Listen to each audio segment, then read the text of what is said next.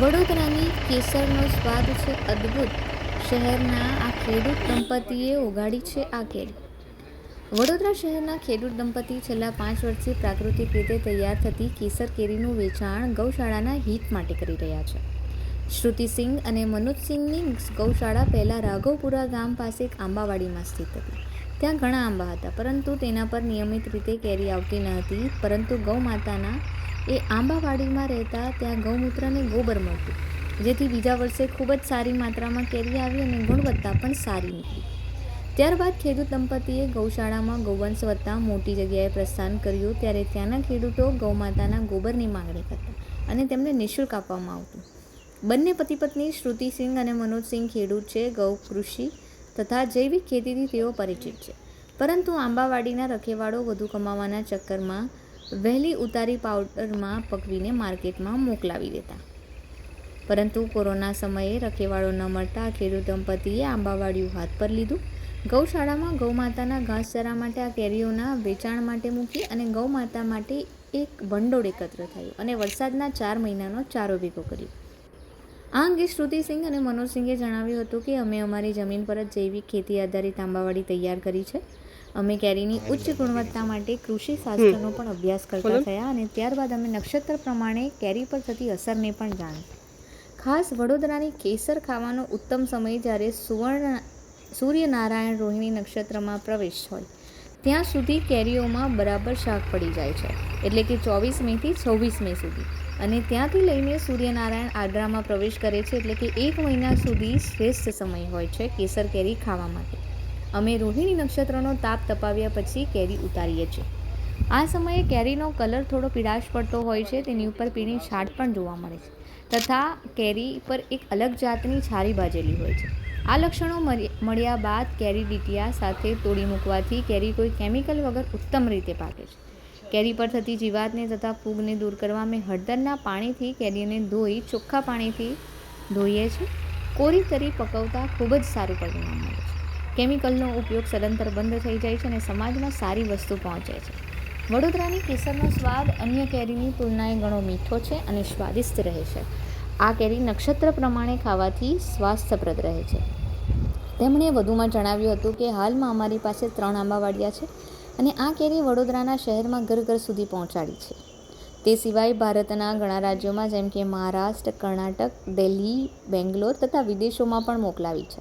અમે ઈચ્છીએ છીએ કે વડોદરાના વધુ ખેડૂતો અમારી સાથે ગૌ આધારિત ખેતીમાં જોડાઈને આંતરરાષ્ટ્રીય સ્તરે વડોદરાની કેસર મોખરે રહે અને ખેડૂતોને સારું વળતર પણ મળે. ગૌમાતા આત્મનિર્ભર બને અને રાષ્ટ્રનું કલ્યાણ થાય. કેરીના ભાવની વાત કરીએ તો 10 કિલો કેસર કેરીના 1250, જમ્બો કેસર 1350 તથા આમ્રપાલી, લંગડો અને દશેરીના 1200 રૂપિયા છે. નમસ્કાર, મારું નામ શ્રુતિસિંહ છે. કામધેનુ સેવા સંવર્ધન ગૌશાળા તરફથી અમે આ વડોદરાની કેસરનો જે પ્રોજેક્ટ છે એ ઉઠાવેલો છે.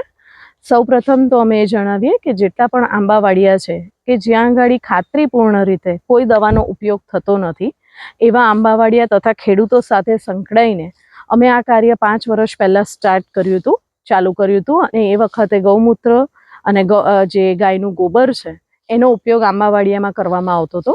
ત્યારબાદ અમે કૃષિશાસ્ત્રનો પણ અભ્યાસ કર્યો અને એ અભ્યાસ પરથી ઘણા બધા તારણો બહાર આવ્યા.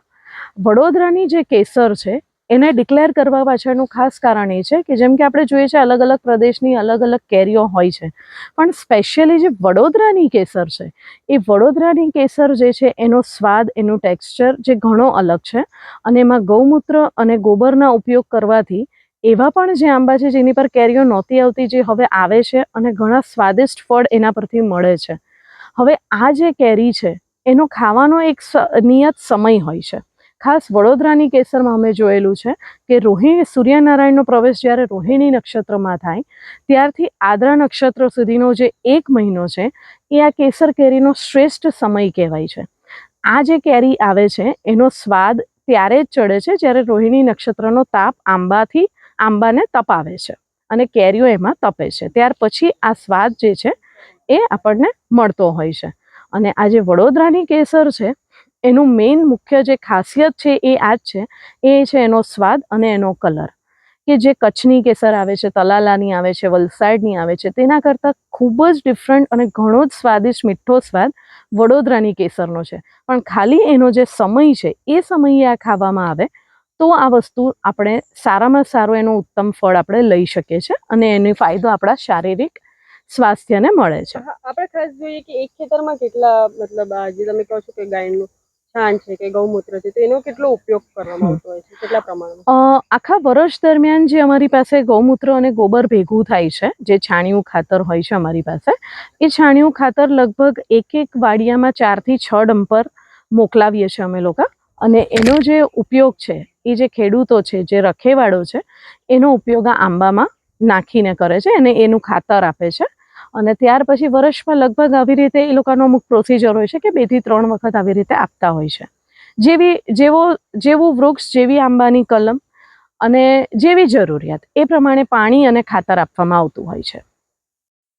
જી ખાસ આપણે કેટલા વિસ્તારોમાં તમારી આંબાવાડી ફેલાયેલી છે અને કેટલા આંબાની સંખ્યાઓ છે અને કયા કયા પ્રકારની કેરીઓ થાય છે? જી નમસ્કાર, હું મનોજસિંહ, કામધેનુ સેવા સંવર્ધન ટ્રસ્ટ ગૌશાળાથી.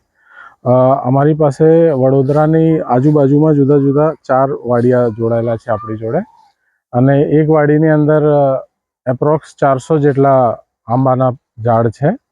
અને એ આંબા પરની જે પ્રાકૃતિક આપણે કેરી લઈએ છીએ એ આપણે વડોદરા શહેર તથા બીજા ડિસ્ટ્રિક્ટ અને બીજા શહેરોમાં બી મોકલાવીએ છીએ. ઇવન ફોરેન બી મોકલાવી દઈએ છીએ, જ્યાં જરૂર પડે ત્યાં મોકલાવીએ છીએ.